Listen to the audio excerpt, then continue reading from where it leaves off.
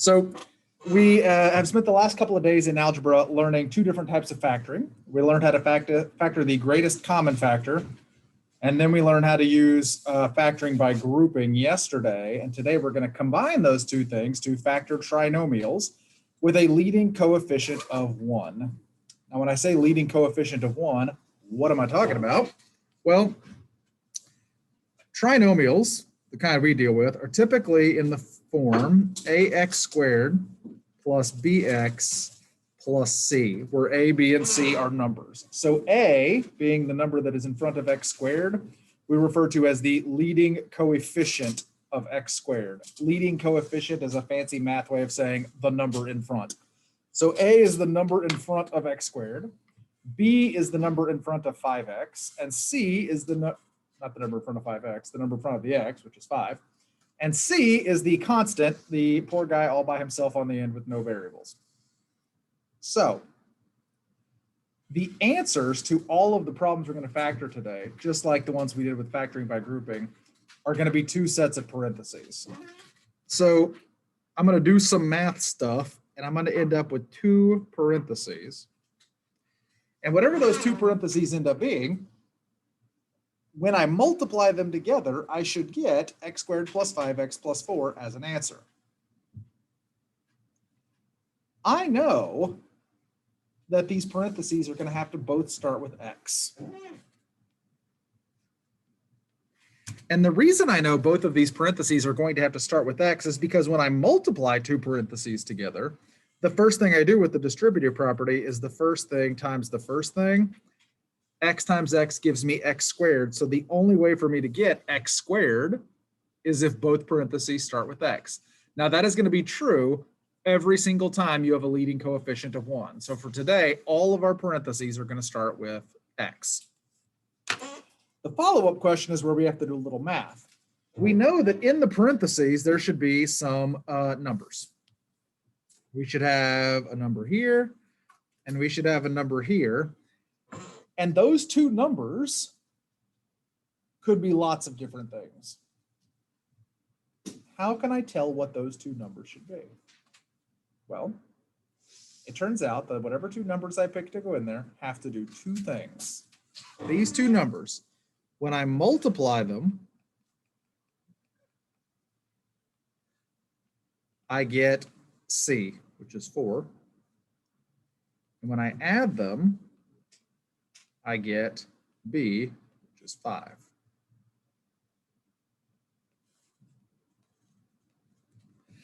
So I need two numbers that when they are multiplied together, I get 4. Well, I can think of two different combinations of numbers that will do that. First, 2 times 2 equals 4. And also, 1 times 4 equals 4. So I can think of two different pairs of numbers that when they are multiplied together give me a value of 4. But only one of those pairs of numbers meets the second condition, which is when I add them, I get 5. 2 plus 2 does not equal 5, but 1 plus 4 does. So that tells me the two numbers that work are 1 and 4. 1 plus 4 is 5. 1 times 4 is 4. So 1 and 4 are the only two numbers on Earth that meet both of those conditions. When I multiply them, I get 4. And when I add them, I get 5. So 1 and 4. So my answer, I think, is the two sets of parentheses, x plus 1 multiplied by x plus 4. I think that is the answer. Is there a way I could check and see if that is for real the answer? Of course. The way I can check is by multiplying those two parentheses together to see if I get the original problem. So multiplying these parentheses together means do the distributive property. So x times x, as we already discussed, is x squared. Oh, whoops, I wrote a 5, didn't I? I meant to write a 4, sorry. Getting ahead of myself. So x multiplied by x gives me x squared. X multiplied by 4 gives me 4x. That's the first set of distribution. Second set, 1 multiplied by x gives me 1x, and 1 multiplied by 4 gives me 4. And you can see right there in the problem, the 1 and 4 that we came up with. See the 4x and the 1x, and those were our magic numbers, 1 and 4. If I combine my like terms now, the 1x and the 4x can be combined. That gives me x squared plus 5x plus 4. Is that the correct answer? Is that what I should have gotten? Well, let's go back up to the top. The original problem, x squared plus 5x plus 4. So checking my factoring shows me that I did the factoring correctly by checking my work. Sure.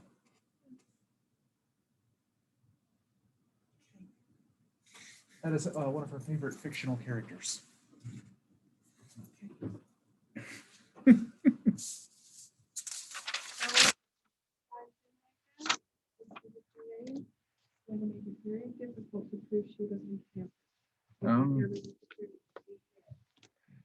That is a good point. Did you hear that, Shelby?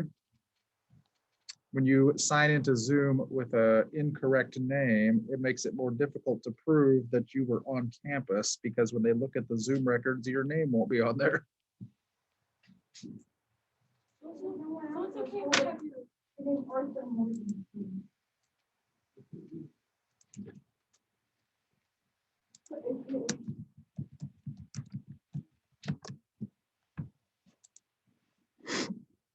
Okay, so let's try this one. Yes, I think so. You're fine, Peyton, as long as your last name is really whoa. Okay, so let's try another one. Now this one starts with x squared, as expected. So this has an a value of 1. The leading coefficient of x squared is 1. If there's no number in front, we can use that. Our b value is -4. And our c value is +3. I thought they said it didn't matter.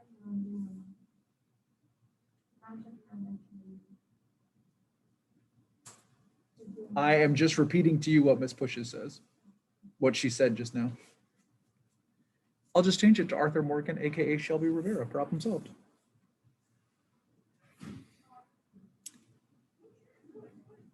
Okay, so I know my 2 sets of parentheses are going to start with x's. X times x is x squared. Now the question is, what should my 2 numbers be? The 2 numbers that go in parentheses with the x's. Whatever those 2 numbers are, they have to multiply together to give me 3. So 2 numbers with a product of 3.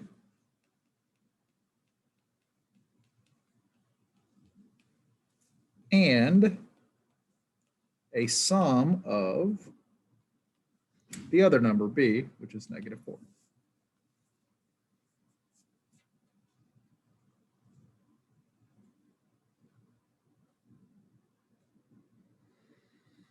So 3 is a prime number. The only 2 numbers that there are that multiply together to give me 3 would be 1 times 3, right?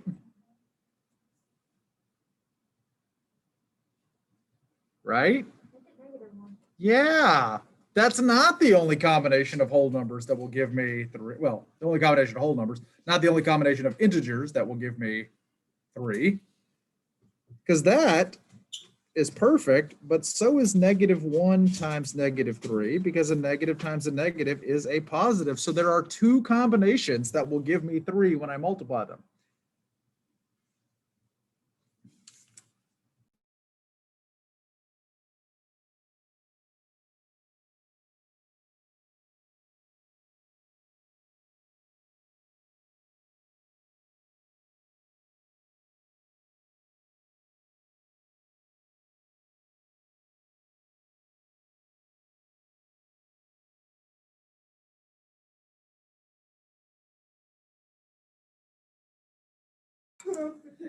Okay, so if I add these two together, 1 plus 3 gives me 4, which is close to what I want, but not what I want. I want -4. Well, lucky for us, -1 plus -3 is -4. So I only have one combination of numbers that will do both of the things that I want, and that is a -1 and a -3. So up here in my parentheses, -1, -3. I get confused because I think that they have to come out to be the same thing.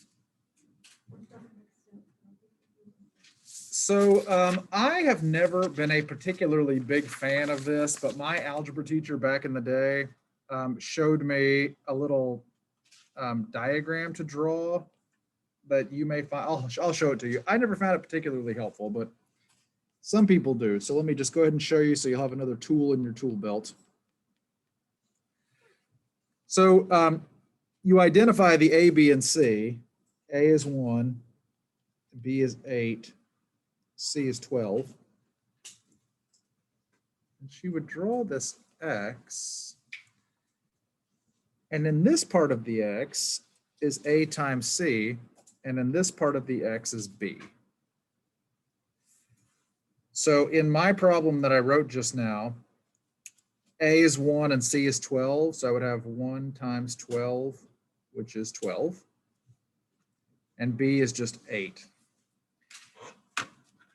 And then on either side of the X, you would write what your two numbers are that will multiply to give you the top one, but add to give you the bottom one. So A times C is 12. What are two numbers I can multiply together to get 12? 6 times 2 is the correct answer because 6 times 2 will give me 12 when I multiply, and it will also give me 8 when I add them. And so some people like to use this diagram or this little sketch here because it helps them keep track of, like, they multiply to give you the top thing and they add to give you the bottom thing. 6 times 2 is 12. 6 plus 2 is 8. And if you find that helpful, be my guest. The answers are 6 and 2.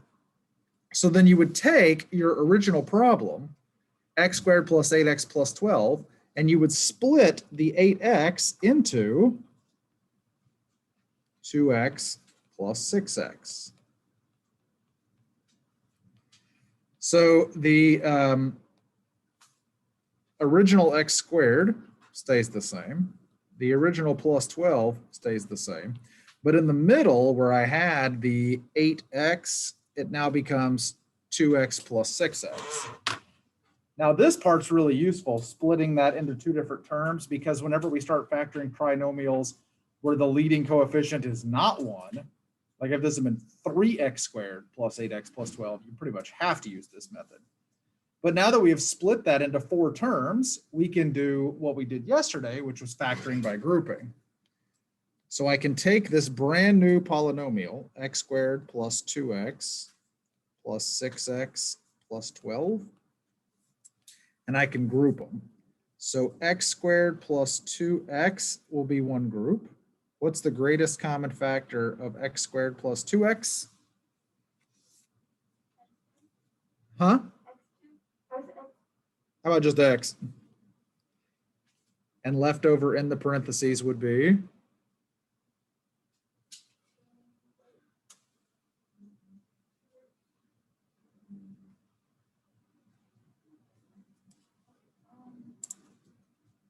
You multiply that with the 2, right? You divide. Let's write it out again. X squared divided by my greatest common factor is x, and 2x divided by my greatest common factor is 2. Now let's group the other two together. 6x and 12, what's the greatest common factor there?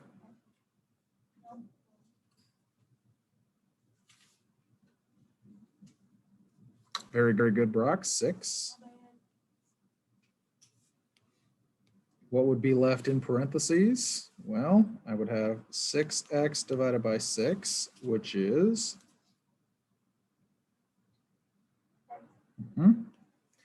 And then I would have 12 divided by 6, which is, hey, look, my parentheses are the same. What a relief. Oh my gosh. Oh my god. So one of my sets of parentheses is going to be the x plus 2 that they had in common. And the other set will be x plus 6. Oh my god, factor.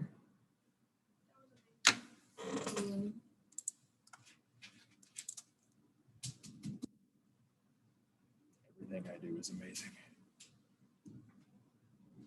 Every time I do anything, everyone looks at me and goes, wow, I can't believe that just happened. That means they're amazed. Or just disappointed. I think we all know that can be it. All right, let's try another one using the x. Disappointed in me. You're such a kidder. I love when people commit to the bit. I wasn't kidding. You really are trash. As if. A likely story. Okay. Now then. Let's first start off by identifying A, B, and C. A is the number in front of x squared, which is 1. B is good, and C is, and so we'll come over and draw our big old X. That X is gigantic.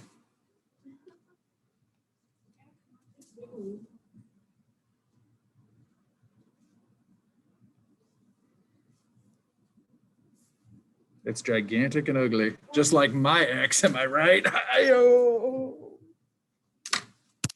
Okay, so A times C is going to be 1 times 40, which is 40.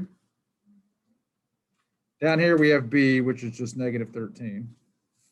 And what I'm looking for is two numbers that can be multiplied together to give me 40. But when I add them, I get negative 13. On top of the X, is that A and C? A times C. A times C, good question. So there's lots of things I can multiply together to get 40. 1 times 40, 2 times 20, 4 times 10. Will any of those give me negative 13 when I add them? No. What are two numbers? We're gonna need 2 negatives to multiply. Ah, excellent observation, Shelby. I will need 2 negative numbers to multiply to get a positive, but add to get a negative. That means 2 negative numbers that will multiply together to give me 40. But when I add them, I get 13 or negative 13. Do you know? How about that? Rachel's exactly right. Negative 5 and negative 8. Well done. You know, we may have an opening on the math team for you.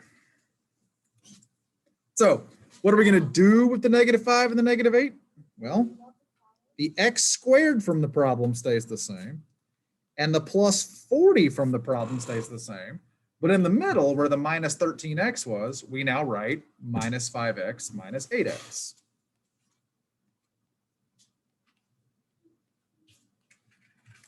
And now we factor by grouping. Did I have to do minus 5x minus 8x, or could I have done minus 8x minus 5x? Order doesn't matter. Dealer's choice. So let's group up the first two. X squared minus 5x, the greatest common factor is x. Let's find out what will be left in the parentheses. The first term divided by x gives me x. And the second term divided by the greatest common factor gives me, right, negative 5.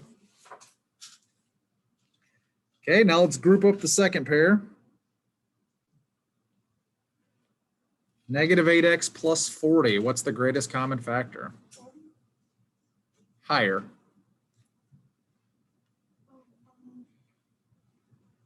She said 4, which is a common factor, but not the greatest common factor. Oh, then you're just wrong, because 8 can't be divided by 8 cannot be divided by 40. Sorry to say. 4.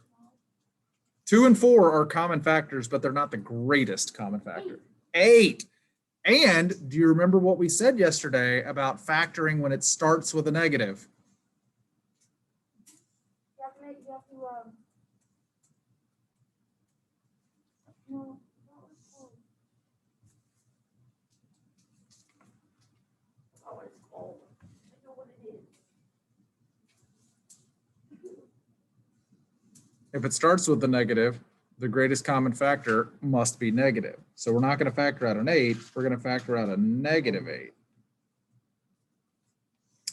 So our first term, negative 8x divided by negative 8 gives me x. And our second term, 40 divided by negative 8 gives me No, 5.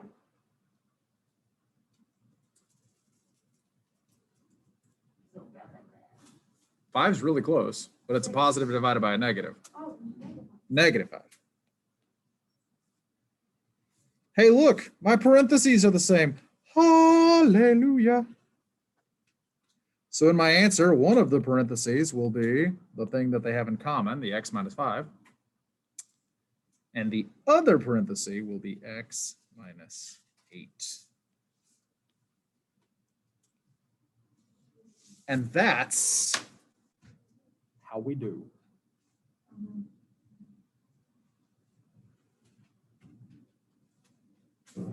In the words of Abraham Lincoln, this is how we do it.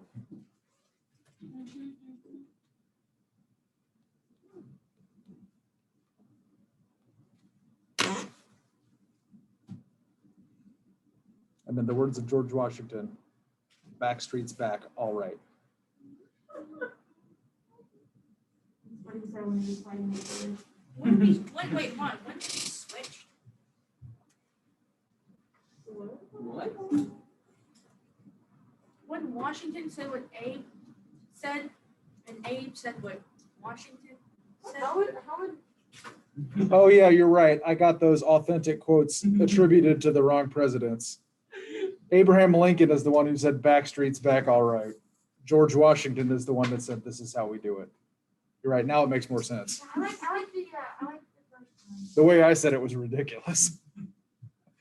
Like George Washington said Backstreet's back. Backstreet Boys didn't even exist when George Washington was president. Had to have been Abraham Lincoln. Brock has another excellent quote. In the words of Theodore Roosevelt, I want it that way.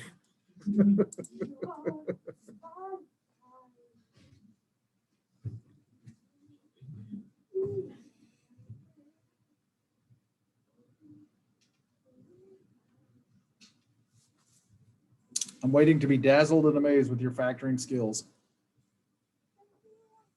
After you get done singing I Want It That Way to yourself. Make the X left like it. Make the X. Because it doesn't. Good.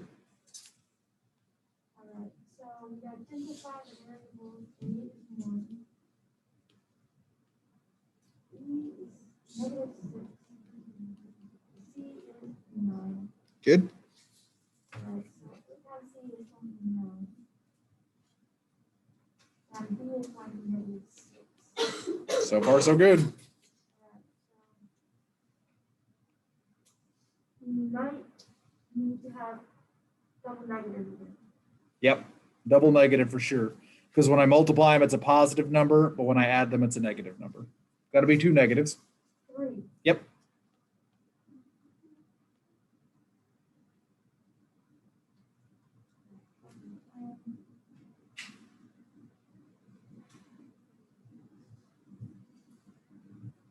Write down x squared and then plus 9 at the end. And then we do -2x. You do minus? Mm-hmm. Not minus -3x, just minus 3x. Or plus -3x if you're nasty. Okay, now what? Alright. So now we're going to group x and Mm-hmm. You are so good at this. Your math teacher must be incredibly handsome. bring that down and the greatest common factor is x. Rubbing out 7 parentheses. And so x squared divided by x. X minus 3x.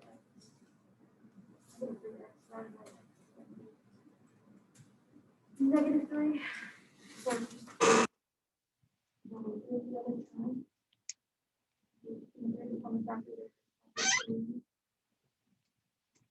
The greatest common factor is going to be what now? Mm-hmm.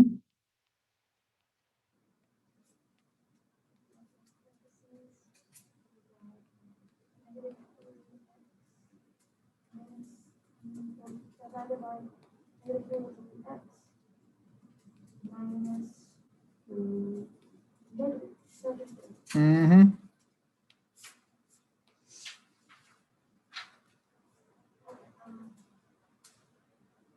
That would be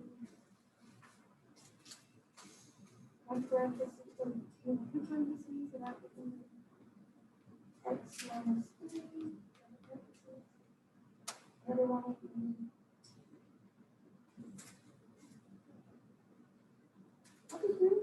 Yeah, it'll be x minus 3 again. The two parentheses here are the same because x squared minus 6x plus 9 is what's known as a perfect square.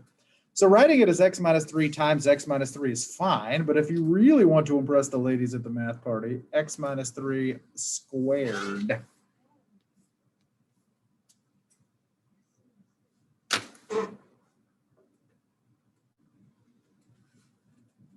Which is a much more impressive way to write the answer.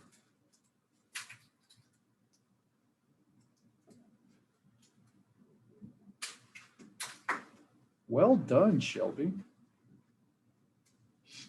As President James K. Polk once said, Shelby is awesome. Good job on that factoring problem. You can't prove he didn't say it, so.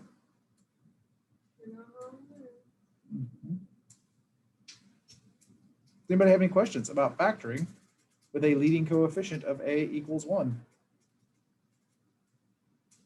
Does anybody have any questions about other stuff besides a leading coefficient of a equals 1? Do you know if they're ever gonna fix the computers? No, I don't know. Okay. Wait, fix what? The microphone? I never let you record audio. Oh, is that a problem that needs to be fixed, or is it that the computers don't have microphones? Well, Computers like- don't have microphones. So when you say, are they going to fix them, do you mean, are they going to get us brand new computers? Probably Yes. not. I'm pretty sure they do. I think they You they just lock don't our, have yeah, I think they access. lock them. We don't have access to them.